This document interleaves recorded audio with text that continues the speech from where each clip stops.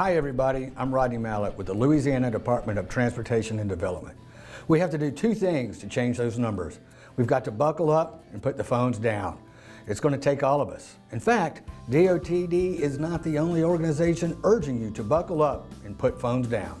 We are the 9 regional safety coalitions in Louisiana that come together to make up Destination Zero Deaths. We want to remind everyone that all people in the vehicle should be buckled up. Destination Zero Deaths pledges to buckle up and put phones down. Louisiana State Police pledges to buckle up and put phones down. The Louisiana Highway Safety Commission pledges to buckle up and put phones down. You wouldn't drive intoxicated, so don't drive intoxicated. Driving distracted is driving impaired. AAA pledges to buckle up and put phones down. The Louisiana Passenger Safety Task Force pledges to buckle up, phones down.